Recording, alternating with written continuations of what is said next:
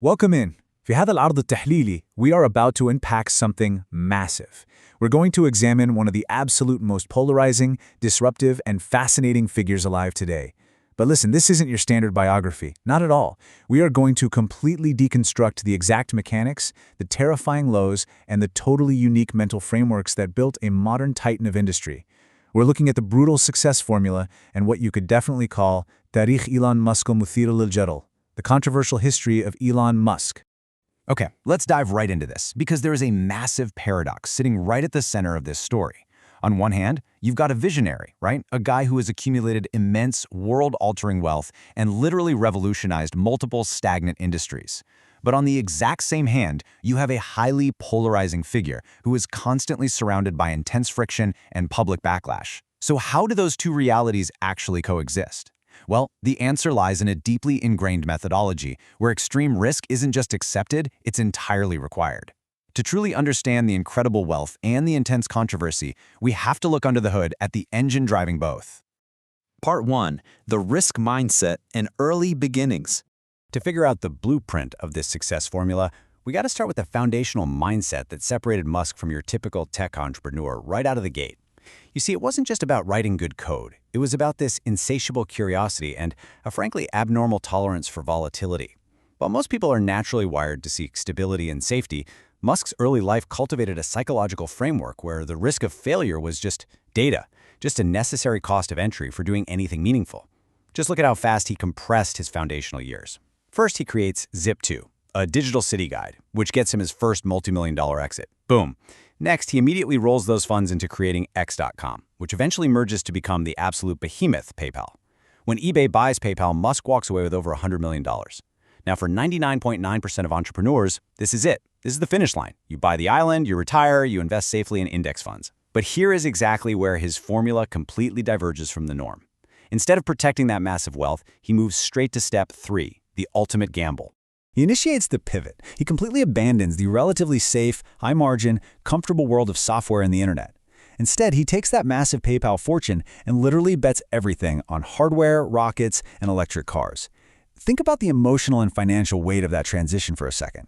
He is stepping into two of the most capital-intensive, unforgiving industries on planet Earth: aerospace and automotive manufacturing. These are industries literally known for operating as graveyards for billionaires. The safety net was completely gone. He was diving headfirst into terrifying volatility. Part 2. The Abyss. The Crisis of 2008.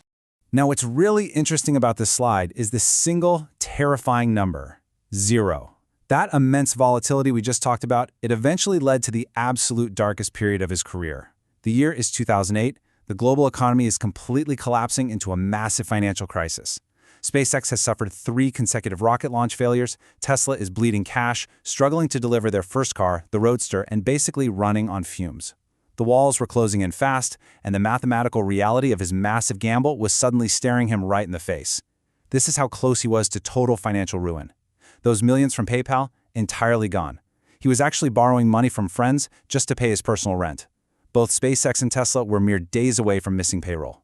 This wasn't just a tough quarter at the office, it was the absolute brink of total bankruptcy for his entire life's work. The immense emotional pressure of late 2008 forced an almost impossible decision.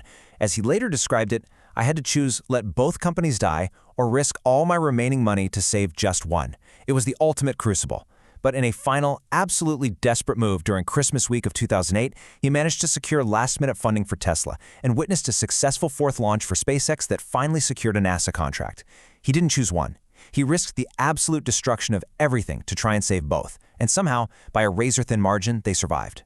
That near-death experience, it permanently forged his unyielding, hardcore business methodology. Let's move to part 3 and see how this builds into first principles, the cognitive engine. Surviving 2008 wasn't just blind luck, it was backed by a very specific, highly analytical way of viewing the entire world. The mental model that allows him to disrupt these long-established, heavily fortified industries is called first principles thinking. Essentially, it's the practice of actively questioning absolutely every single inherited assumption you have about a problem. You break it down and break it down until you are left with only the fundamental, undeniable truths, which is usually just the physics of the situation. Look, most people reason by analogy. They look at how things have always been done and just try to make a 10% improvement. First principles thinking throws the entire history book right out the window. Let's walk through exactly how he actually applies this, because it's fascinating. Step 1. Identify the assumed obstacle. The assumption was, rockets are just too expensive. Okay, step 2. Boil it down to physical truths. What is a rocket actually made of? Aluminum, titanium, carbon fiber. Right. So what is the actual cost of those raw materials on the commodity market? Well, it turns out it's only about 2% of the typical cost of a finished rocket, which leads to step 3. Build a new solution from scratch. If the raw materials are that cheap, the only reason rockets are so crazy expensive is because of bloated supply chains and the fact that we literally throw them into the ocean after one use. Therefore, the pure, first principle solution is to build them in-house and make them reusable. This kind of brutal logic is exactly what justifies his most audacious and risky engineering goals. Part 4. Leadership style and controversial methods. And this brilliantly illustrates what happens next. Because when you combine this rigid, physics-based first principles thinking with an extreme tolerance for risk, you generate intense friction. This brings us to the human element of his organizations and his deeply controversial leadership style. Notice the core tension within his companies here. On one side, you have these visionary, deeply inspiring technological goals, like making humanity a multiplanetary species or accelerating the world's transition to sustainable energy. But on the other side, you have a brutal, completely unforgiving work methodology required to hit those goals on his crazy timelines. We're talking extreme hours, absolute demands, and a culture that literally does not tolerate the phrase, "it can't be done." We are looking at a stark contrast between the massive scale of his ambitions and the immense human demands he places on his teams. Part 5. Extreme backlash, failures, and criticism. Naturally, that uncompromising nature inevitably leads to some serious turbulence.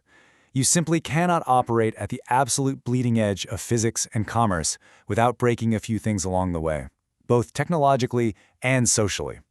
This brutal formula generates severe public backlash and highly visible missteps. Honestly, it is a pure cause and effect scenario. Extreme methods yield extreme results, but they absolutely guarantee massive friction and public polarization. Whether it's sudden mass layoffs, explosive public statements, or demanding a hardcore commitment from employees, these controversial decisions aren't just accidents. They are the direct byproduct of a leader who views time and capital as strictly finite resources in a desperate race toward his technological goals. The polarization you see in the news, it's baked right into the methodology itself. Part 6. Crucial lessons and objective takeaways.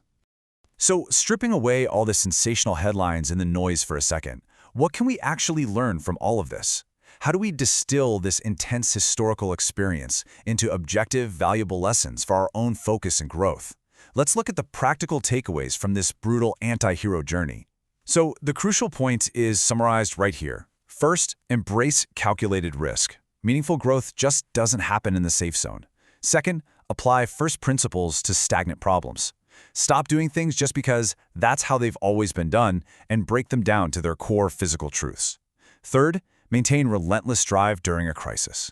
When the abyss is staring right at you, like it did to him in 2008, pure logic and execution absolutely must override your panic.